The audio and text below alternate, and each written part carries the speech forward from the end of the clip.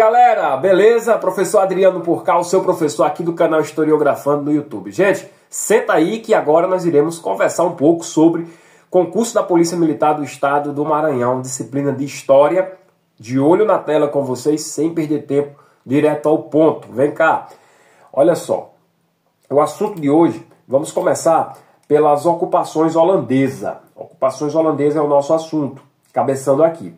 O que é de costume do professor? A leitura do nosso material aqui apresentado, depois o comentário, você vai fichando e fixando para que você assim possa ter as anotações pertinentes, necessárias e importantes. Vamos lá, depois de ter ocupado a maior parte do território do Nordeste, da colônia portuguesa na América, os holandeses dominaram as terras da capitania do Maranhão em 1641. Eles desembarcaram em São Luís e tinham como objetivo a expansão da indústria açucareira, com novas áreas de produção de cana-de-açúcar. Depois expandiram-se para o interior da capitania. Então vamos entender isso aqui, gente, detalhadamente. Algumas coisas que eu irei trazer estão totalmente ocultas. Você vai começar a fazer as anotações. Depois de ter ocupado a maior parte do território do Nordeste, então se eu falei maior parte, já está até aqui fichado, não foi todo o Nordeste. Então muita atenção. Primeiro asterisco que eu vou colocar aqui de atenção, que é somente uma boa parte do Nordeste. As bancas de concurso, principalmente se for Sebrasp, ele vai pegar esse trecho aqui, maior parte, vai ocultar e vai colocar a totalidade, toda a porção do território nordestino. Muito cuidado. Professor, mas eles estiveram em Pernambuco, não é isso? Com certeza. Professor, eles estiveram em Alagoas, com certeza. Estiveram em Sergipe. Professor, não quer dizer todo o Nordeste, não.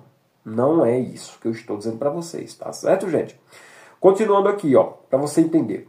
Os holandeses dominaram as terras da capitania do Maranhão em 1641. Aqui você não vai se preocupar com essa datação, não. Querer anotar lá e eu quero saber. Não, não se preocupa com isso. Isso não vai cair em sua prova. Normalmente, se cair datações, vem mais acompanhado de conteúdo que você vai conseguir desmiuçar no próprio conteúdo do que na datação.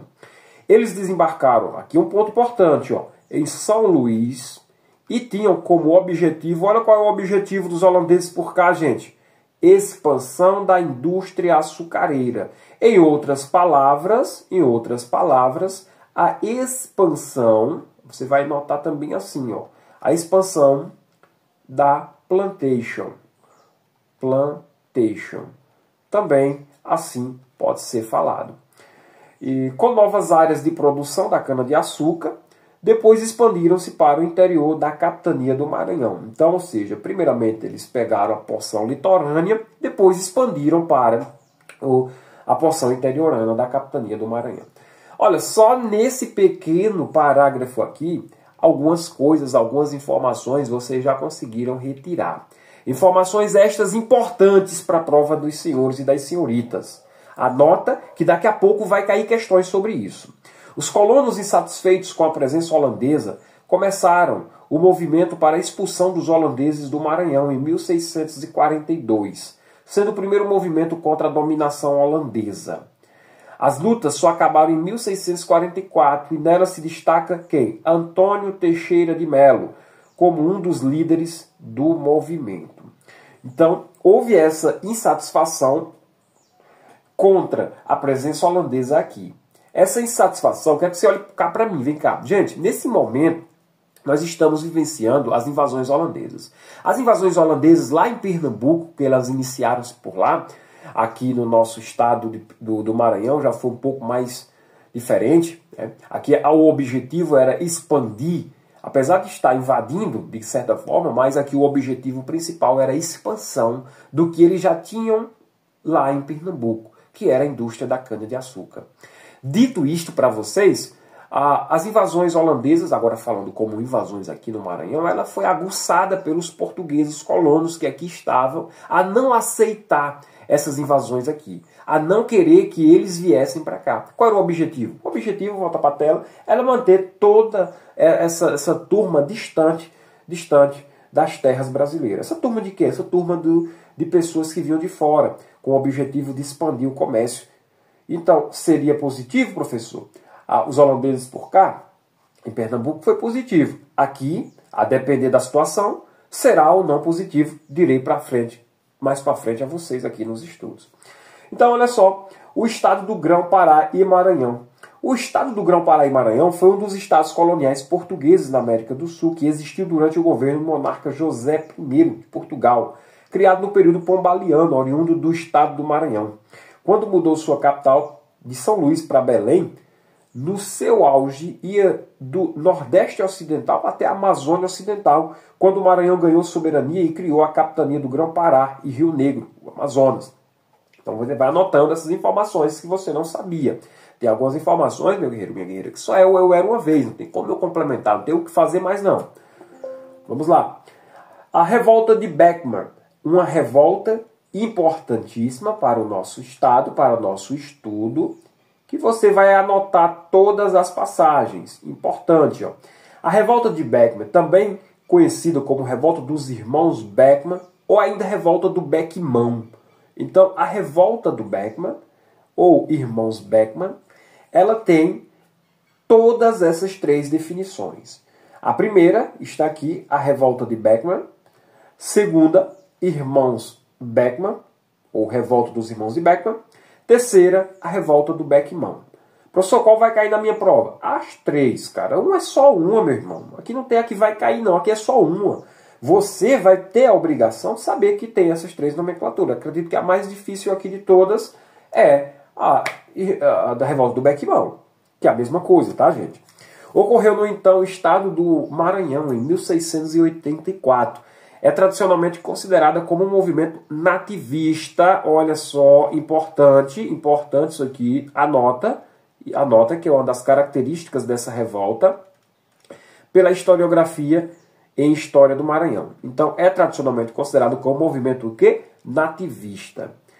Sobrenome, Beckman, de origem germânica, também é grafado em sua forma portuguesada, Beckmão. Pessoal, eu não vou passar para vocês aqui os antecedentes, ó. Está aqui, lá no nosso conteúdo, olha para mim. Lá na nossa plataforma do aluno, sim, eu irei passar os antecedentes dessa revolta, irei conversar com vocês. Tudo isso, eu era uma vez, mas aqui, como é uma coisa mais rápida no YouTube, demonstrativa, eu não irei falar sobre os antecedentes. Aqui eu já vou dar um pulinho para frente, mas é importante você também ter em mente que existem os antecedentes e tem que estudar. Historiografia versus visão econômica. Professor, como assim historiografia? Olha só, quando eu falo da historiografia, é tudo que a história defende, tá? Quando eu falo de visão econômica, é que existem alguns economicistas, ou economistas, né, perdão, alguns economistas, que eles conseguem trazer uma visão deles para cá, para a história, mas só que não é algo historiográfico, é uma visão deles. E, às vezes, a banca do concurso pode trazer, sim, uma questão em cima da visão do economista, né? Da visão economicista. Então, vamos lá. A classificação da revolta de Beckman como nativista obedece antes o critério de sistematização que, propriamente, há uma motivação verdadeiramente nativa, na opinião de alguns historiadores, influenciados pelos economistas, o economicismo, né? Seria antes um movimento isolado e não contestou a dominação metropolitana, mas apenas um de seus aspectos, o monopólio. Como assim, professor? Explique. É isso que quando cai na prova que eu não entendo. Monopólio, gente, vem só de um. Vem da palavra um. Um polo. Um polo de quê? De se trabalhar. Um exemplo aqui. De economia. O interesse de Portugal aqui, nessa porção, era economicamente. Então, quando os nativos foram indagados, foram provocados pelos portugueses a lutarem contra a presença dos holandeses por cá, o único interesse não era dizer assim, show quem é de fora. O interesse era apenas dizer, cara, joga eles para fora, porque eu quero ser o dono da porra toda aqui, do monopólio, desculpa o palavrão, tá? Eu quero ser o dono da economia total, fechada, eu não quero dividir a economia com ninguém. Então o objetivo era esse, a proposta era essa, que os então portugueses tinham em não querer deixar ou autorizar a entrada de quem? De holandeses por cá. Então olha só, mas apenas um de seus aspectos, o monopólio. Então era isso que se defendia, tá? Companhia Geral de Comércio do Grão-Pará e Maranhão. A Companhia Geral do Comércio do Grão-Pará e Maranhão foi uma empresa privilegiada de caráter monopolista. Olha o caráter, viu? Ó, anota. Criada por Pombal na segunda metade do século XVIII. Perdão, do século XIX. Não, 18 mesmo, professor. 16, 17 e 18. Quase que não sai aqui, né? Em Portugal, fundada em 1755, destinava-se a controlar e fomentar a atividade comercial com o estado do Grão-Pará e Maranhão, fortalecendo a prática mercantilista ou mercantilismo no reino. Ó, aqui eu tenho toda a porção que se estende, gente, a bacia do Rio Amazonas, uma das áreas de atuação dessa companhia. Ó. Então vejam só aqui essa parte mais destacadazinha aqui que eu vou agora fichar para vocês. Ó. Toda essa porçãozinha aqui. Então dominava boa parte mesmo.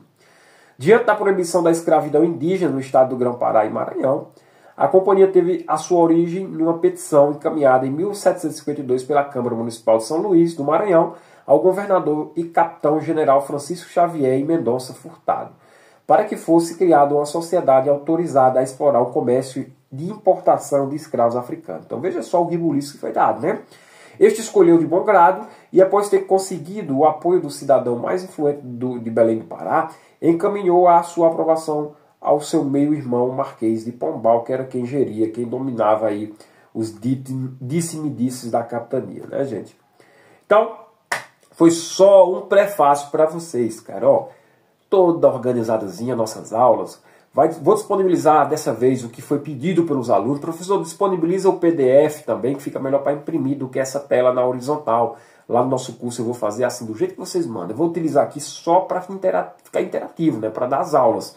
Mas se você quiser imprimir também, você leva o PDF, leva o slide, leva as questões comentadas, leva as videoaulas do jeito que foi aqui, para que você possa assim trilhar os caminhos da aprovação. Valeu? Tamo junto, meu guerreiro. Valeu!